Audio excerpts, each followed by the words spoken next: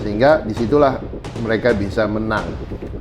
Disitulah mereka bisa ngarungin kita. Disitulah kita bisa dia bisa menggorok leher retail. Bahkan mengarahkan retail menyodorkan lehernya untuk digorok. Loh, pertanyaannya sederhana. Kalau kamu udah pasti tahu rugi, ngapain kamu masuk? Nah, stop loss itu kita pasang, itu langsung ke detect oleh market maker. Ya, kalau kita sudah tahu bahwa pasar itu dinamis, kitanya yang harus statis, jangan dinamis. Kalau Anda sudah bisa puasa, Anda sudah bisa sabar, itulah yang saya sebut ilmu tingkat dewa di trading.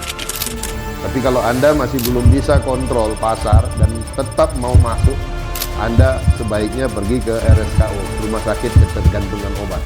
Artinya itu Anda masih sakau, to win is win. Jadi walaupun hanya $10, saya menang.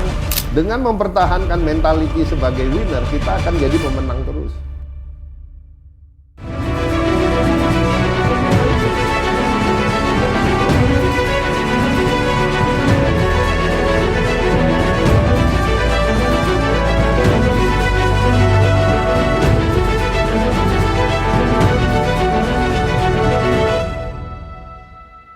Halo semuanya, selamat datang kembali di Bongkar Mindset, sebuah podcast yang lahir dari keresahan kita bersama. Seperti biasa, kita akan mengupas tuntas berbagai mindset yang menjadi tanda tanya di dunia trading maupun investasi.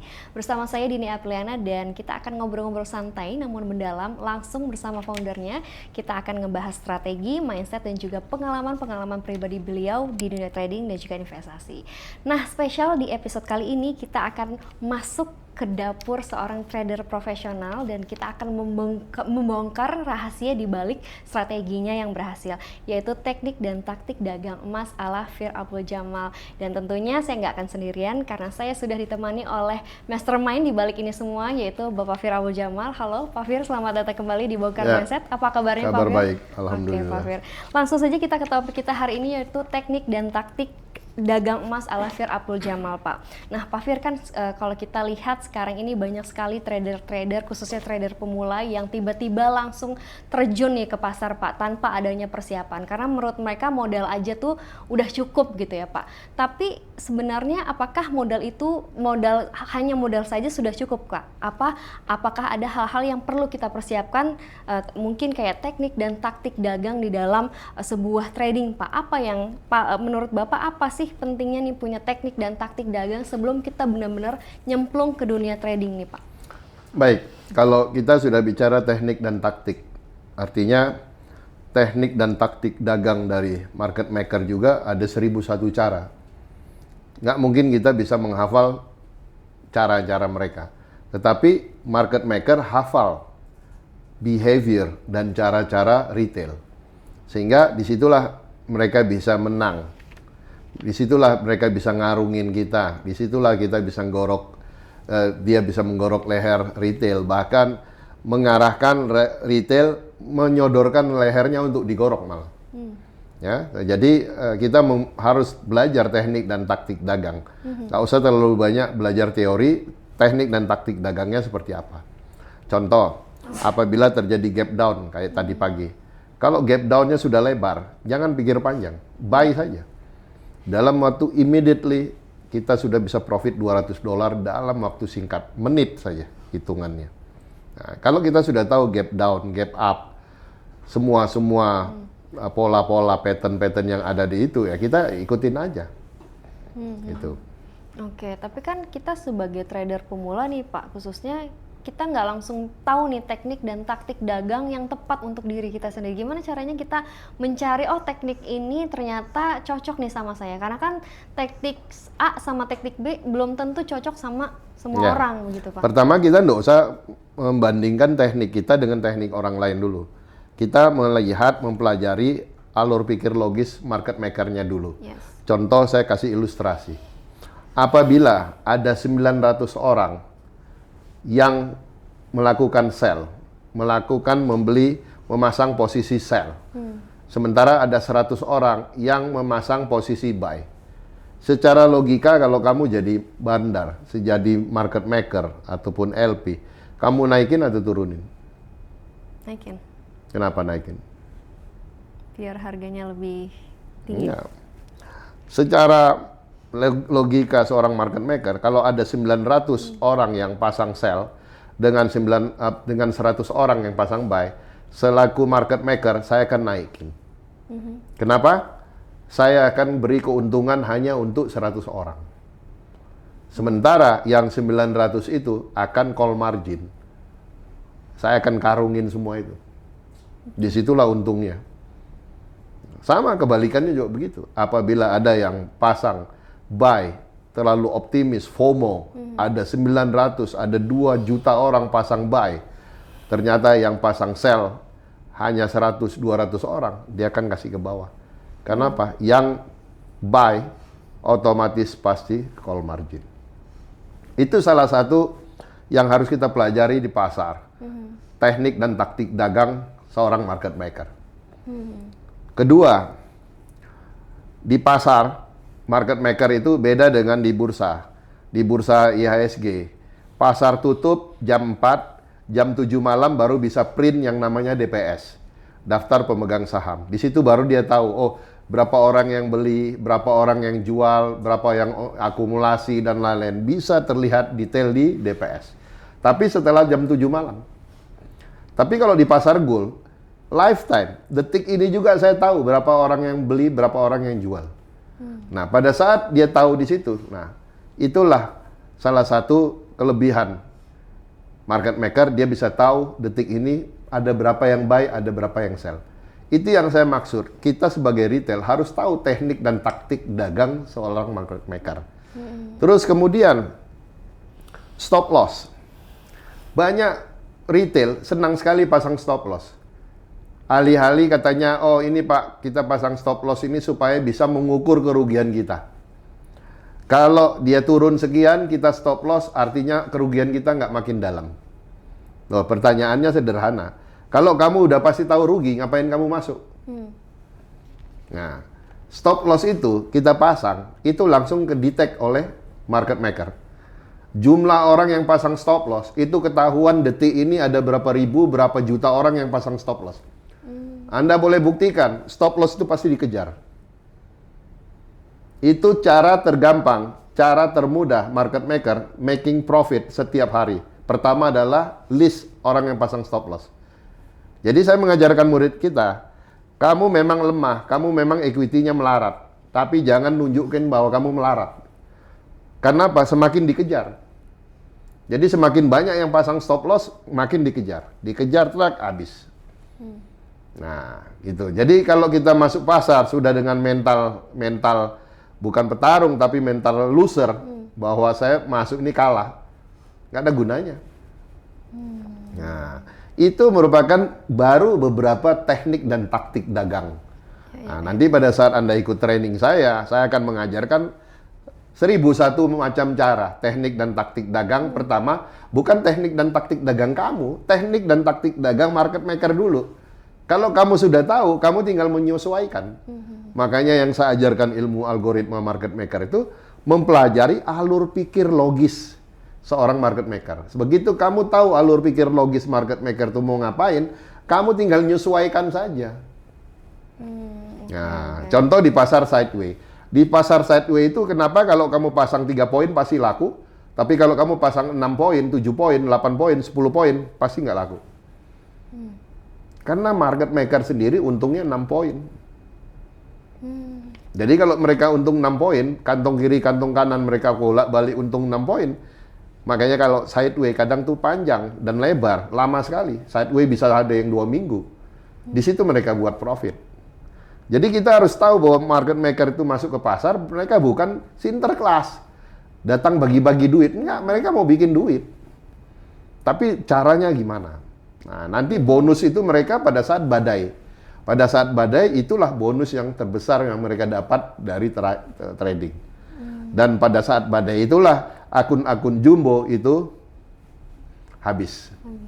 Nah, gitu. Jadi pada saat stop loss, akun-akun melarat itu dikejar.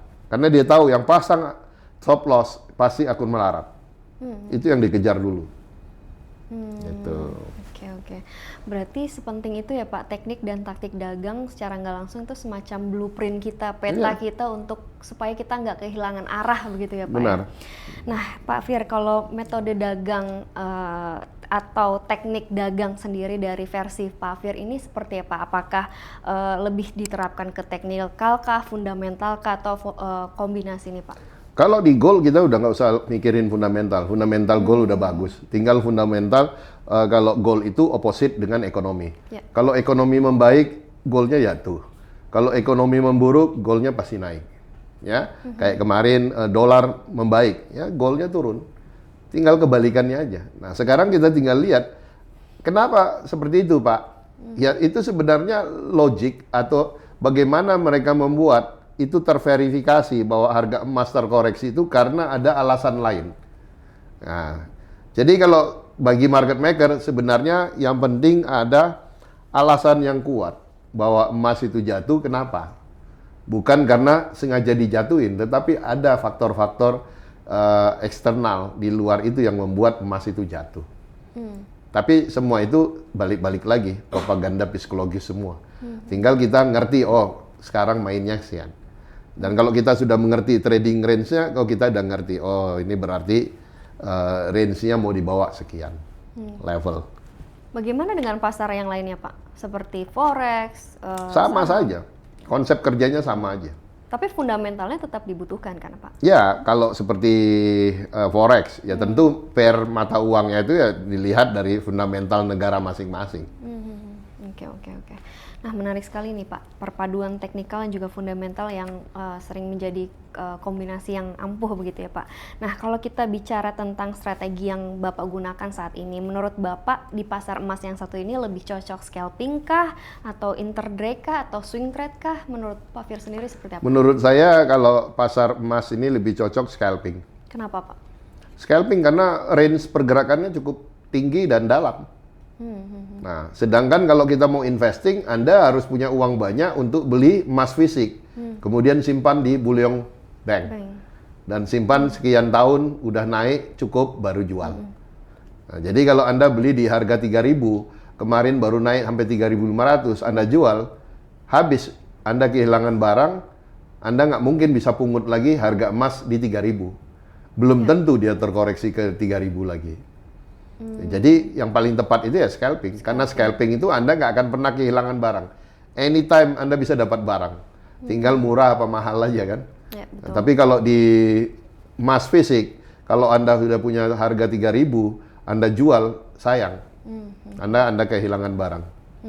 Oke.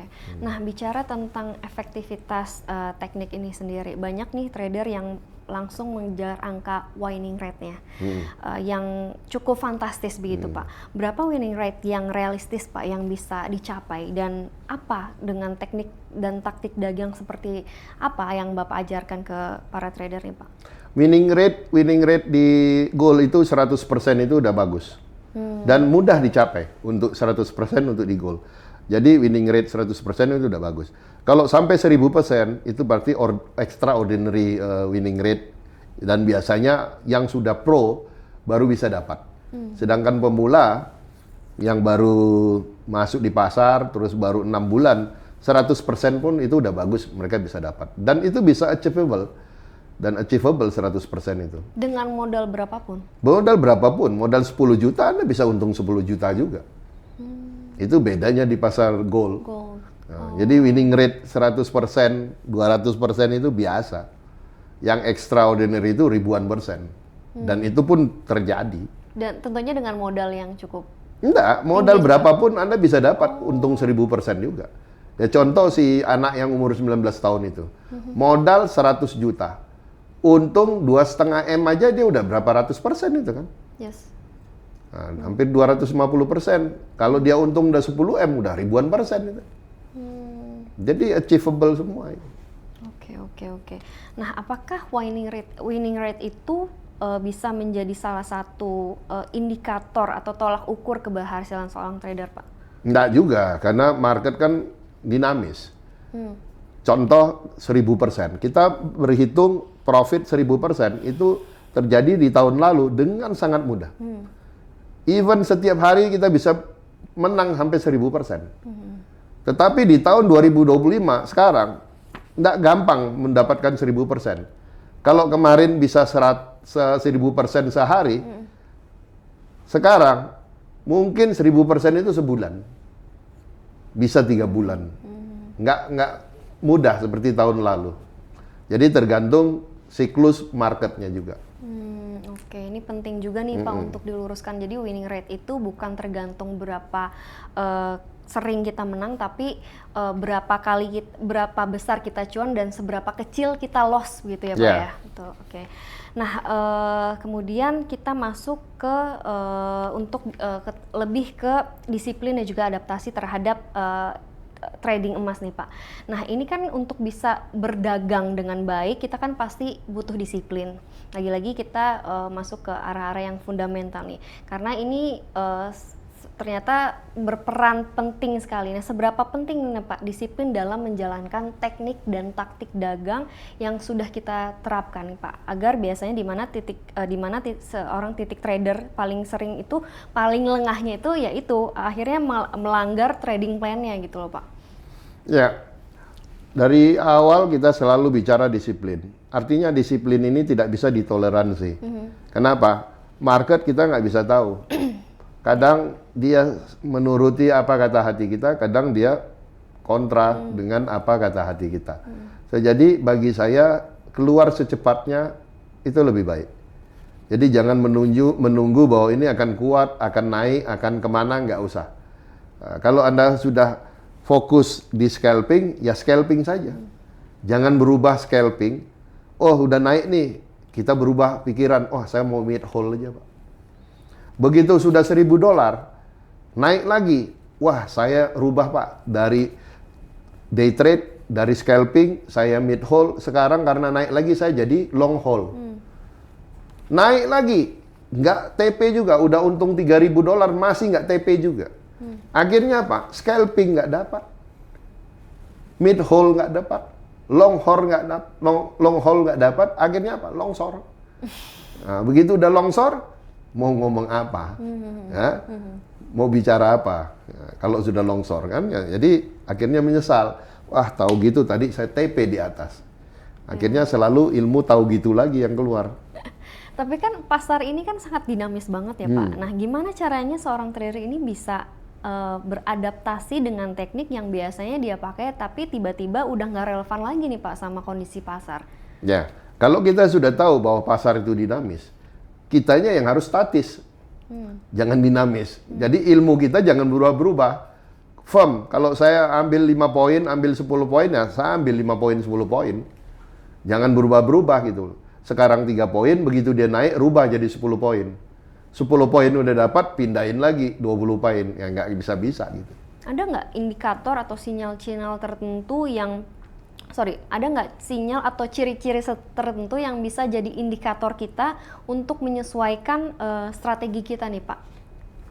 Sebenarnya sinyal itu selalu diberikan. Market itu tidak serta-merta jatuh, tidak serta-merta naik.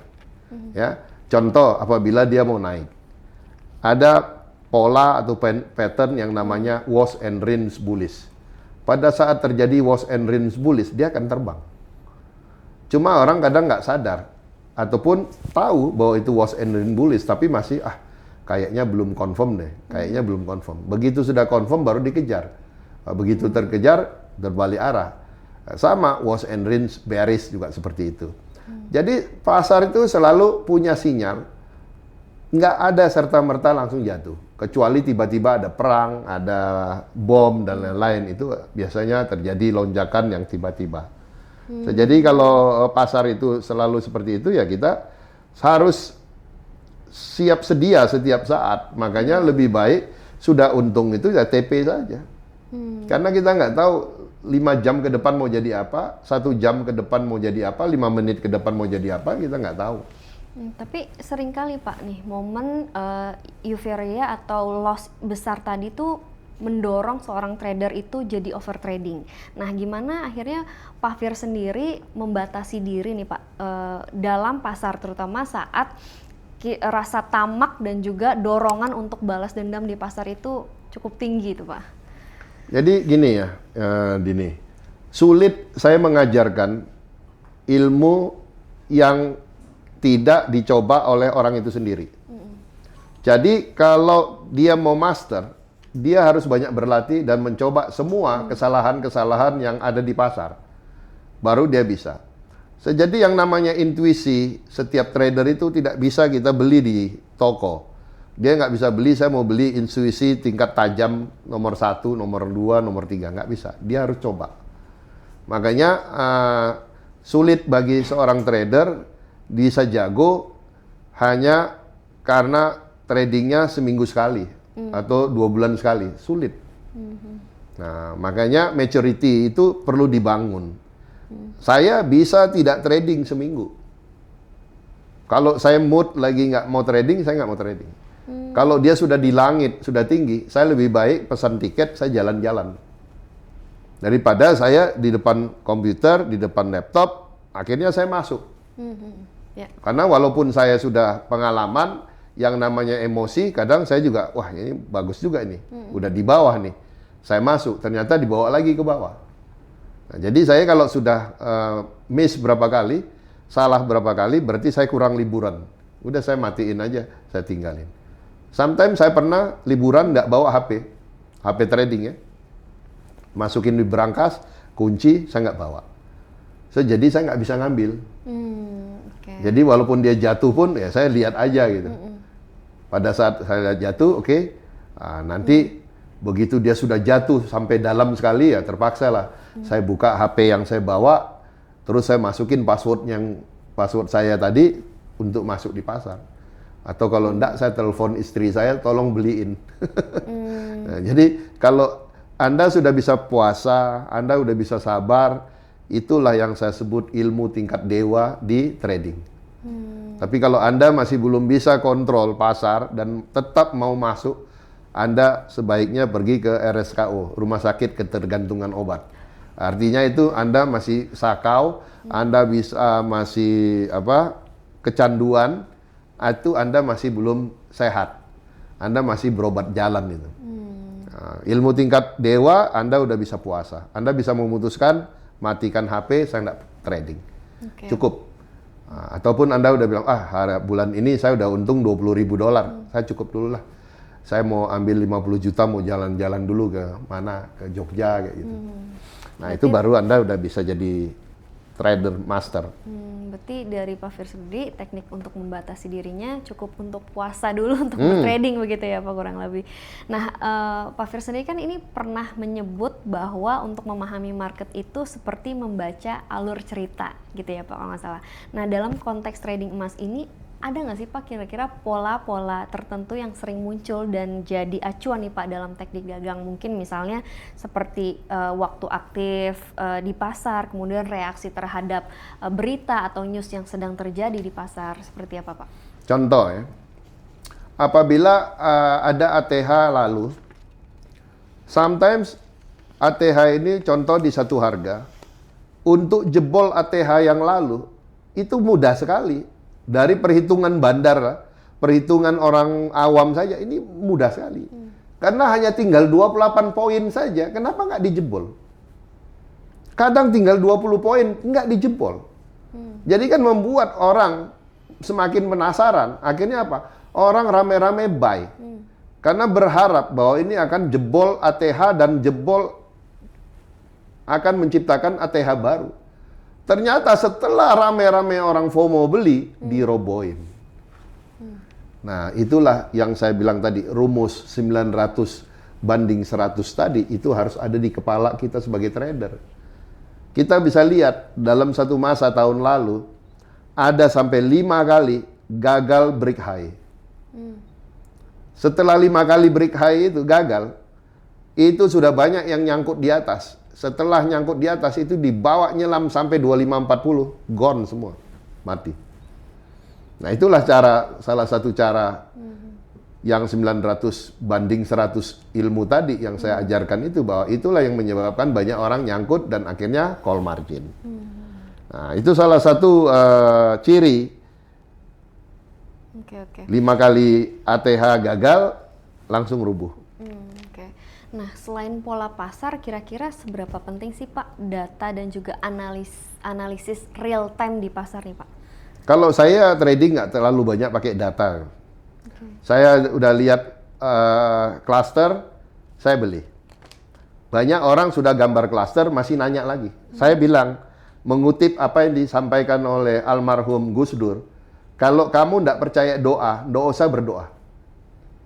Jadi kalau kamu nggak percaya sama super cluster, kamu juga nggak percaya sama dirimu sendiri dalam trading, nggak usah trading. Gitu aja kok repot kan? Jadi sama kayak almarhum Gus Dur bilang, kalau kamu nggak percaya doa, nggak usah berdoa. Karena nggak ada gunanya, kamu buang-buang waktu saja. Nah saya juga gitu, once saya trading. Bahkan saya gambar cluster aja. Kalau saya tahu akan ada jadi D triple, saya nggak gambar sampai D triple, terus saya nggak nunggu sampai di bawah D triple lagi. Karena saya yakin naik. Nah, pada saat naik, saya juga tidak euforia dan sombong. Nah, kan benar kata gua, enggak. Begitu naik ya saya TP. Karena tujuan saya di market ini untuk ngambil untung. Bukan untuk adu ilmu dengan bandar. Enggak. Oke. Masih bagus bandar ngelihat gambar super cluster saya nggak di opposite dengan apa yang saya gambar. Ya, alhamdulillah. Kenapa? Dia nggak bisa bedain karena super cluster itu membaca alur pikir logisnya dia. Jadi dia mau bawa kemana pun saya bisa baca. Jadi saya juga memanfaatkan sebagai praktisi di market maker, sebagai retail, ya saya bertindak sebagai retail. Kenapa saya selalu tetap ingin jadi retail dan tetap jadi market maker, supaya ilmu saya bisa mix. Ya alhamdulillah sampai hari ini saya masih diminta penasehat untuk beberapa konsorsium market maker di seluruh dunia. Jadi Bapak lebih melihat teknik yang solid ketimbang data-data yang akurat begitu Pak? Ini dagang. Dagang, kalau dagang ya dagang aja. Contoh, mau lebaran, jual beli mobil, pasti marak dan harganya mahal. Dan orang juga nggak mikir nawar-nawar kan? Ya saya jual mahal juga, ngapain kita udah mau lebaran masih mau nego-nego lagi. Karena orang perlu mobil baru di hari lebaran. Nah, di pasar juga kalau lagi FOMO, minatnya lagi banyak, ya kita juga memperbanyak volume di waktu yang tepat.